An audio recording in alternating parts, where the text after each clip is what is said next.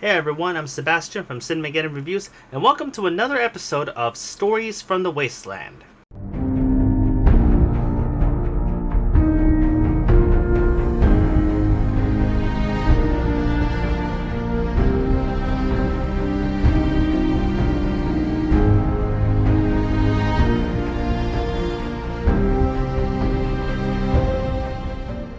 This is where I go into COVID-infested movie theaters in order to look at new releases to determine whether or not they're worth your time and money. Today, we're taking a look at a heartbreaking and socially conscious masterpiece that combines ingenious writing, gut-wrenching drama, and the frailty of humanity with the horrors of the zombie genre. I'm sorry. Even as I'm writing this into a fucking script, I can't actually say that without bursting into laughter. Jesus Christ. Oh my god, I'm sorry. Oh god. I've been wanting to make that joke for years. Since what's-her-name accidentally got herself killed and the internet cried about it for about 2 weeks before completely moving on. Nope, instead, we're talking about Army of the Dead, because zombies need to be fun again. Directed by Zack Snyder, fresh off of his victory with the release of the Snyder Cut, which yours truly has reviewed in extensive detail right here. No, I am not ashamed. Army of the Dead is the director's return to the bloody and gory roots of his filmmaking career, which began with his 2004 remake of George A. Romero's Dawn of the Dead, which just so happens to be one of my favorite zombie movies of all time. Army of the Dead isn't just a return for Snyder as a filmmaker, away from the idiocy of Warner Brothers, it's also a return for the zombie genre, which has been steadily declining ever since the release of The Walking Dead, which somehow managed to become less and less about zombies as the show progressed. But is the movie actually good? Well, I'm all suited up, so let's find out since I actually had a chance to see this movie before its big Netflix release on May 21st of this week. This is Zack Snyder's Army of the Dead. The movie tells the story of a motley crew of gun-toting mercenaries of diverse backgrounds, both in profession and in ethnicity, who were brought together to commit the biggest heist ever to be committed in Las Vegas. Ever since the one perpetrated by the previous motley crew of mercenaries of diverse backgrounds in both profession and ethnicity, and the one after that, and the one after that, and the one after... You know what? Las Vegas needs better security. However, security won't be much of a problem for them as they have bigger problems on their hands, that being the horde of undead flesh-eating monsters who took residency on the strip after an accident causes a bioweapon to spread and contaminate the entirety of Vegas, turning it into a war zone of plague, suffering, and zombie tigers. It's a goddamn zombie tiger. That's crossing the line.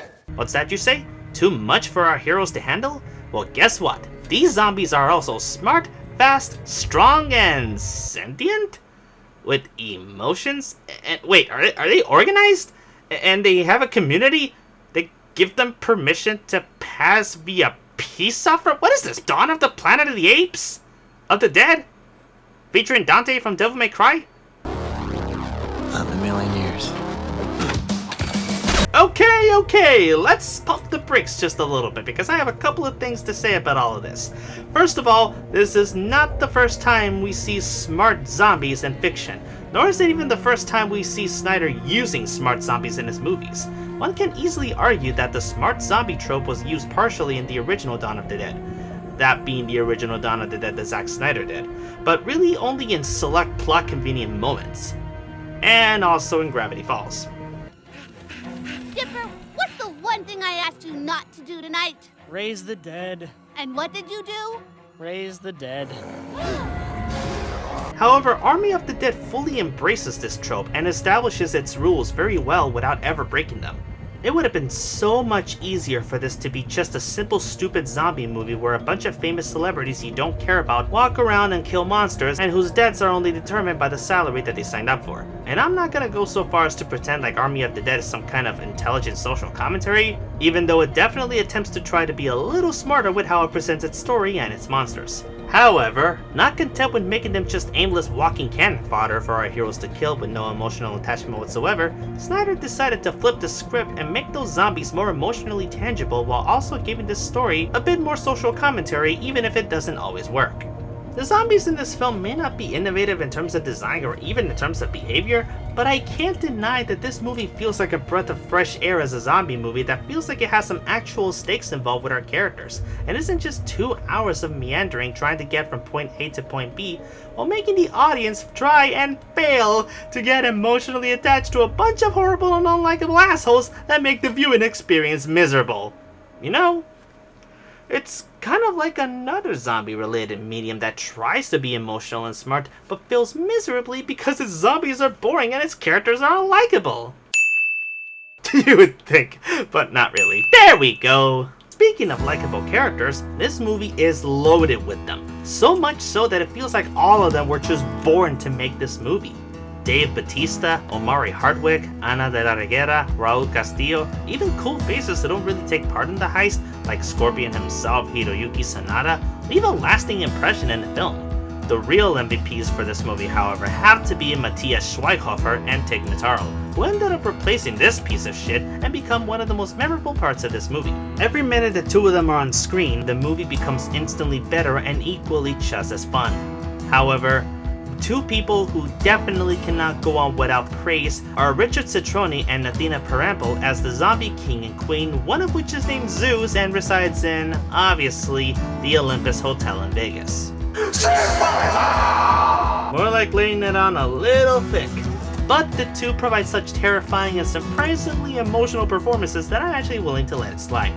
One thing I'm not letting slide, however, is the cinematography. Zack Snyder himself has a wonderful eye for visual storytelling, and this was the first time he served as both the principal photographer and the cinematographer, opting to give his recurring cinematographer Larry Fong a cute little cameo in the movie instead.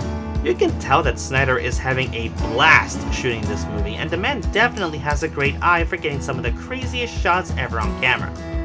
So why am I saying that I'm not letting this slide? Well, I mentioned before that this was his first time serving as both the principal photographer and the cinematographer for his movies, and it shows. The movie is beautiful and colorful and a feast for the eyes, when the damn camera isn't acting up or blurring half the shit on screen. This doesn't happen as often as many have complained, but the moments when they do occur are incredibly distracting and make the viewing experience much more harder to enjoy, since it's a little hard to be intimidated by zombies when the camera is smeared with enough Vaseline to lube up Ron Jeremy's dick that you can't even fucking see them. I'm saying all of this because I appreciate that Snyder decided to get behind the wheel and play with the big boy toys when he mostly stuck to supervising in the past, and if he sees this, I hope he knows that all of this is constructive criticism and not an attack on his vision. That's what WB is for. Are you just saying that to avoid pissing off Snyder fans?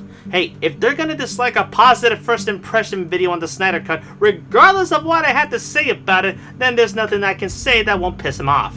Probably because it was a 15-minute video and you spent 18 minutes of it rambling. That's beside the point!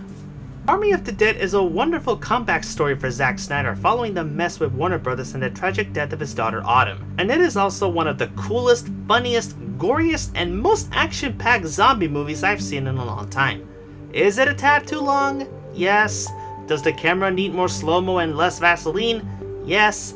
Does the movie need an anime prequel? Yes, yes, yes, yes, motherfucking yes! But more so, is the movie fun? Is this the fun Left 4 Dead-esque zombie action movie that I've been waiting for?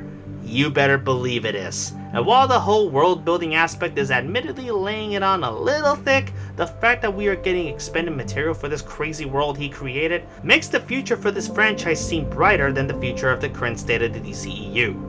Army of the Dead isn't high art, but it is an adrenaline shot to the heart for a genre that's been losing dignity with every season of The Walking Dead ever. And while that series refuses to take a chapter from Game of Thrones and end after its worst season ever, Army of the Dead in 148 minutes managed to be far more entertaining and scarier than this shit ever was. I know it's not fair to compare, but this is my show and The Walking Dead stopped being good the minute Frank Darabont walked away. I'm gonna give Army of the Dead an 8 out of 10. The movie is currently in theaters on a limited theatrical release and will be releasing on Netflix on May 21st of this week. I really hope that Snyder decides to do more horror-related movies in the future. I already made a Left 4 Dead joke in this review, and I once predicted that Hobbs and Shaw would get made after The Fate and the Furious came out. So I am making the prediction / wish that one day, if God exists and he is listening, I've been a good boy this year during COVID times, that we will get a Left 4 Dead movie with Snyder in charge. Please and thank you. Until then, thank you so much for watching, and if you like what you see here and you want to see more, be sure to like, comment, and subscribe for more content. And if you'd like to support the show, check out our Patreon for exclusive rewards, including the chance to request for a movie or show for us to review. I'm Sebastian from Cinemageddon Reviews signing out, and I'll see you on the Wasteland.